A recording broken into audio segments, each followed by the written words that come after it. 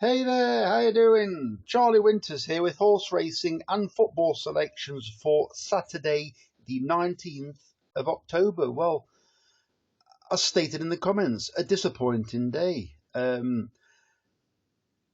I place these bets with the best of intentions. I show you my account, and a losing day for me, obviously, is also possibly a losing day for you as well. I get no satisfaction in providing non-profitable selections. So yeah, so for those of you that don't want to follow my selections or didn't want to for the red car, clearly I have indicated there is a red car draw bias. If you don't like the selections that I've chose, feel free to choose your own. To some of the people that have left comments, that's nothing disrespectful from me to you. It's just that as stated in my video, I did say it actually feels as though it's making it harder to pick selections knowing the draw bias. Well, what you need to do is you need to let me know if there's any other channel that has actually told you about this draw bias. Because without this channel, potentially, if you do choose your own, you could have chose high numbers and had no chance. Although high numbers can still win and be competitive, but as I've always said, they are at a major disadvantage. And you may well have noticed that on Friday. So I'm not being negative. I'm just stating that unfortunately, I would like to pick winners every day and be profitable every day, or even just not be unprofitable most days. But unfortunately, it happens, and it's a very disappointing run that I'm on. But as I do every single time, I'll show you the bets in my account. I don't hold a sheet of paper with selections on.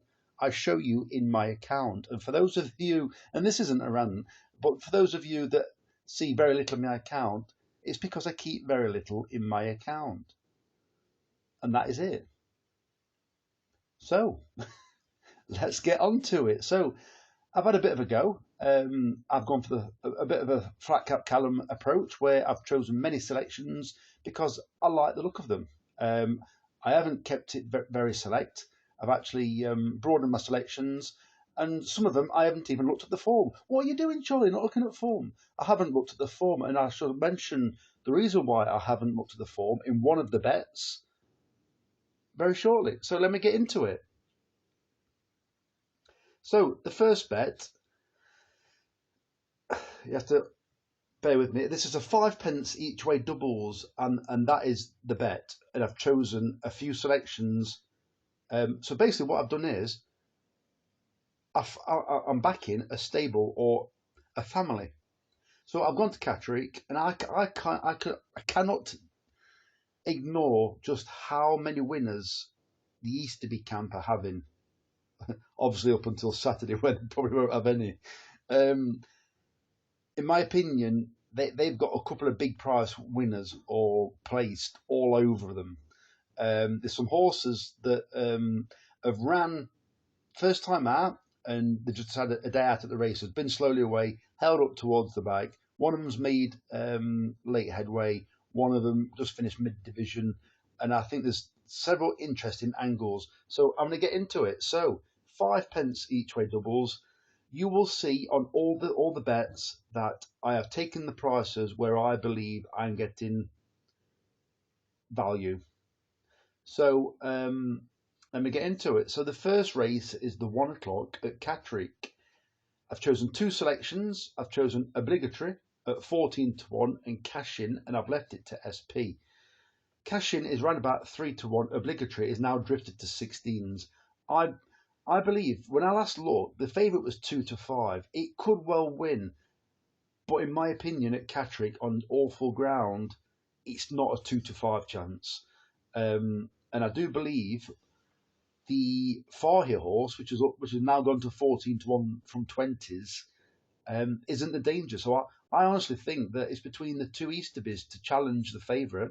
And what wouldn't surprise me is for the Easterbys probably to have the forecast. I won't be having the forecasts, but I can see the Easterbys having a good day tomorrow. So I'm not going to keep mentioning that because otherwise I'll never get through the bets. But just to highlight, there are selections at Ascot, and I like the look of these selections on form and on draw bias, what I believe potential draw bias. And then I've gone to Wolverhampton for the evening. So you've got a full, you've got Catterick, you've got Ascot the Champions Day, and you've also got Wolverhampton evening meeting, and you're also going to get at 10 a.m. on Saturday. The football bet will be in the description. It'll be a £7 over 2.5 goals treble and a £3 over 3.5 goals treble. 3 matches where I think there'll be plenty of goals. So the next race is the 1:30 at Catterick, and I've gone for one selection in this one, and it's Dark Jedi. 2 years ago, this one came, I think it was 9th in the November handicap off a mark of 100. It's much lower than that. I think it's in the 70s now, but it doesn't matter. As I said, it's well handicapped, and it's an Easterby horse on terrible ground, and it can run on slow ground. It's well known for running on a variety of surfaces, and it should be fine on this surface. So the next race is the 2, and I've actually gone for 3 in this because you got the 9-1 chance lever up or lever up. I think it's lever up, which has got a chance on form in my opinion. But the 2 others are the Easterbys, and that's the 2 horses that I was talking about last time, where I think one of them ran at Southwell, slowly away, keen, in the rear, kept on from 2 out or something like that. And then the other one was just mid-division and actually posted an okay Racing Post rating. I think any of these 3 could step up and go close. I think the 2 at SP could be ridiculously big prices. The next race I've gone the next race I've gone for is Vince Le Prince, or Vince La Prance, whatever you want to call it. In the 3:25 at Catterick, it's got an obvious chance on form. I think it's about 4 or 5 to 1, so I've left it to SP. The next race I've gone for is the 4 at Catterick. They are also Easterby horses. They are Keep Warm and Mr. Socks, and I've left it to SP. The next horse is Vince L'Amour in the 4:45 at Catterick, paying 4 places instead of 3. And the final race at that meeting, or final race with selections in, is the 5:15 at Catterick, and that's paying 4 places instead of 3. And I've gone for 2 selections: Count d'Orsay at 12 to 1 and Music Society. I think there's an awful lot of interesting horses in that. Some of them with the same ownership, and obviously with the same family, the Easterbys, Mick and David, and also Tim Easterby. So I think definitely an interesting bet. So the main bet of the day when it goes to form is it's the Ascot Champions Day. 8p each way, lucky 15. That basically comes to just over a tenner. So the first selection is Sweet William at 9 to 1 in the 1:20 at Ascot, and that's in the Qipco British Champions Long Distance Cup. So this horse, I've gone for this one because there's 3 horses ahead of it. I believe this horse stays, well, I don't believe, I know it does. It stays a lot further. It loves atrocious ground. It's in decent form. All it's doing is lacking that little bit of class at the moment, but it could step up. And I think if any of the front 3 are vulnerable, or if all 3 of them are vulnerable, this could be the one that mops up the minimum, at a minimum, place prize money. I think the favourite, in my opinion, it won well on soft ground last time, but it doesn't race that often on soft ground. How much did it take out of it? It's a regular performer on good to firm ground, but not on soft. I'm not saying for 1 second it doesn't handle soft, but how many times does it want soft? So I think soft ground can take an awful lot out of horses that can win on it, but don't particularly want it. So I think it's an interesting selection from a powerful John and Thady Gosden stable, and I think it's got a chance. Robert Haviland's on board, a very experienced pilot. The next selection is Mill Stream at 11 to 1 in the 1:55 at Ascot.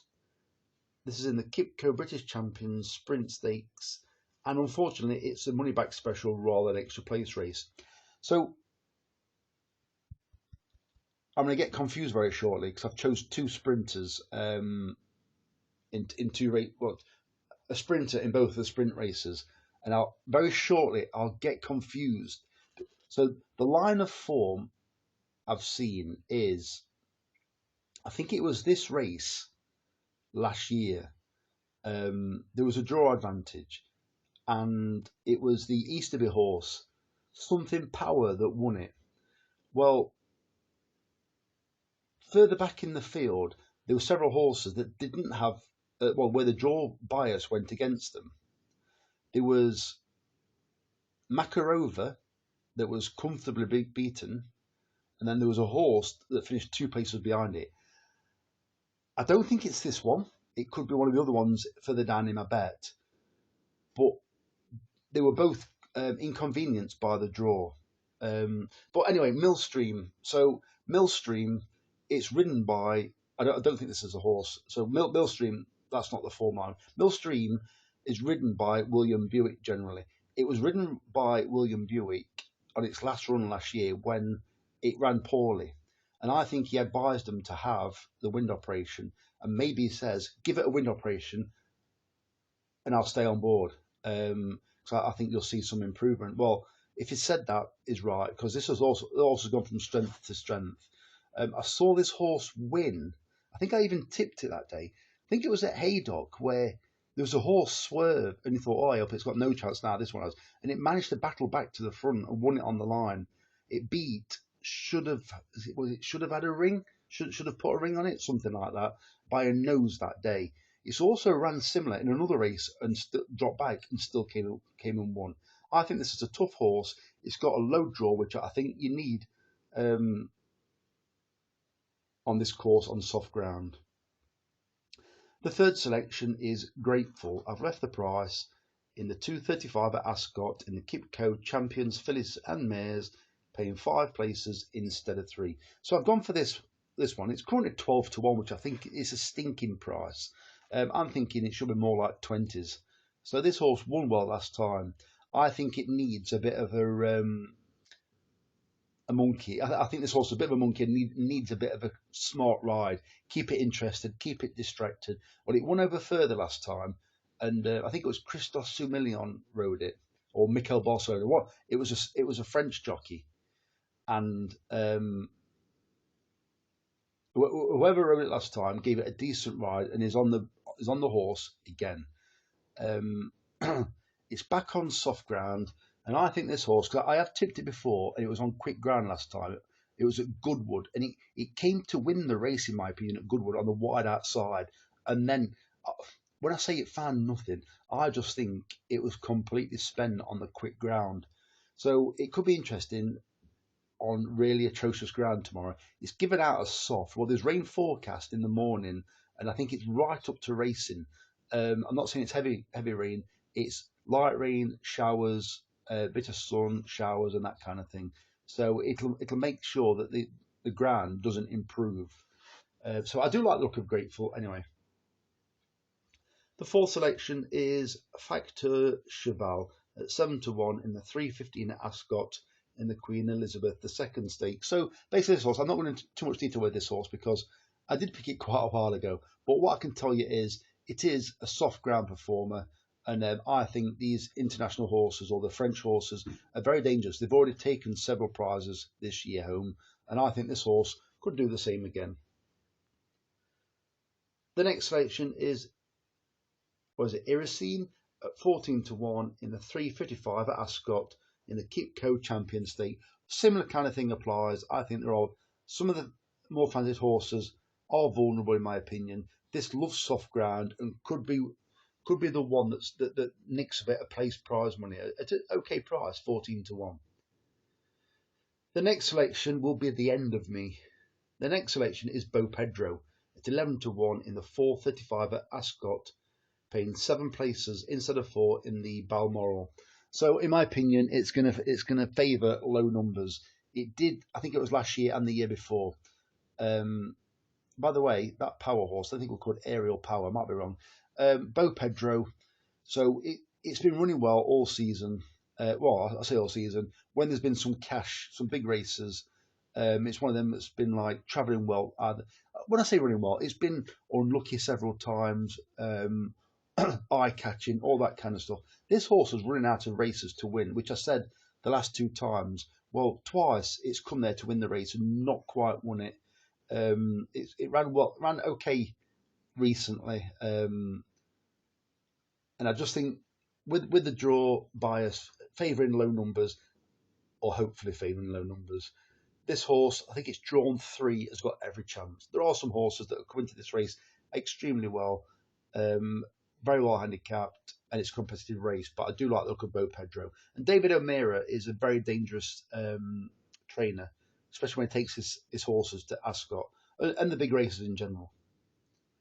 So when I mentioned about the sprinter, it's got to have been. I'm pretty sure it's got to be Millstream because yeah, it's got to be. It's got to. So anyway, yeah.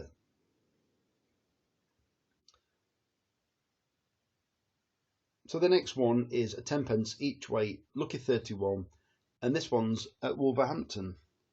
So the first selection, I'm just going to scratch my nose. The first selection is Harbour Vision. I've left the price in the 5.30 at Wolverhampton, paying 4 places instead of 3. It's a poor race, but it's relatively tricky and competitive. I believe this horse has actually won. I do believe it won this race last year or the year before. But when it did, it came from behind. This horse has been running okay when it's in front. I don't think there's loads of pace in the race, so they might send it to the front. But I just thought I'd say that it has won coming from behind, and I do believe it won this race coming from behind. So Harbour Vision, I would prefer it to go straight to the front and dictate the pace. I think you're always best off, or generally best off, at Wolverhampton, out in front, or tracking the leader on the outside. The second selection is Gutu. I probably said that wrong. It's probably from my guitar.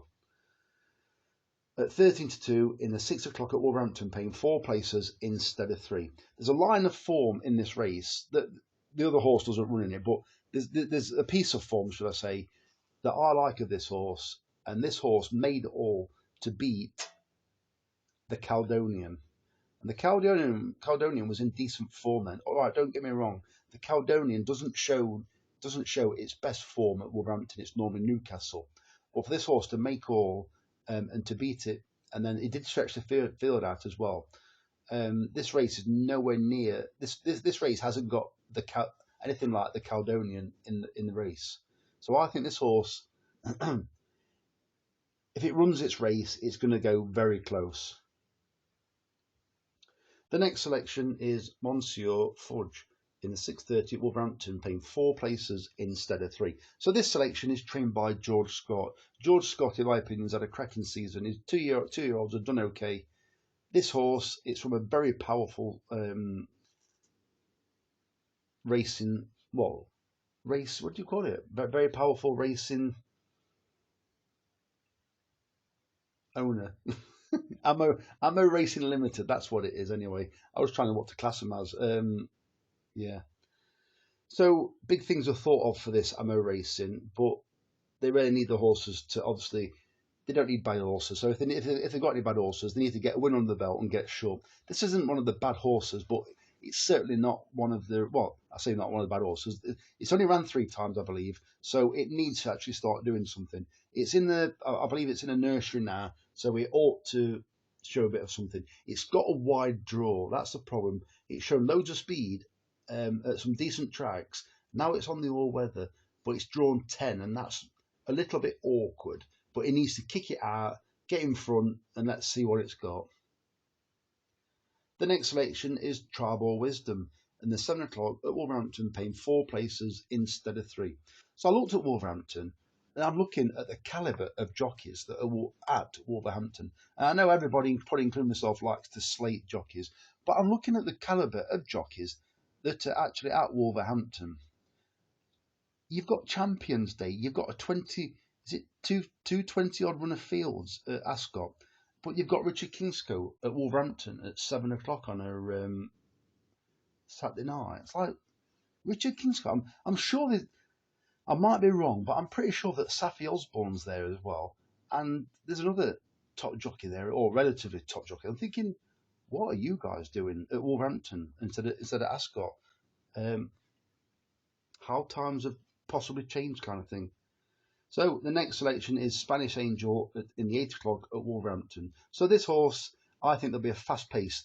There's no confirmed out and out front runner, but there's about 6 horses in the race that actually read as pressed leader. So it could be interesting. Maybe nothing goes on, but maybe something goes on and it could be a fast pace. Spanish Angel always travels powerfully, but it needs a fast pace to cruise behind, as in like to really use its high cruising speed. So the others fall away and it pulls itself into contention, and then it's like dragged over the line. Hopefully, I think James Sullivan's on board. I think it's 5-1 as well. So what I also had, so in this bet as well, just to make it up to, it was £6.20. So to make it up to £7, I put on 40p each way, 5 forward. That makes it up to £7. So all I haven't done yet is I haven't placed the football bet. So if you come back at 10 o'clock, the football bet will be in the description and the first comment for those of you that are interested. So I wish the very best of luck. Hopefully we get some returns. Hopefully it's not half stake. Hopefully it's at least full stake, and hopefully it's a big win. But we'll see. Fingers crossed for the Easterbies. Let's have a good day at Ascot, and then let's finish it off. Let's not hope we're chasing, well, we won't be chasing, but because the bet's already on. But let's not hope that we're relying on Wolverhampton races at night. Let's hope that Catterick pays for the day, and the football bet at 3 o'clock is goals, goals, goals. So, Charlie Winters, I wish you the very best of luck. Charlie Winters, over and out. Cheers, mate.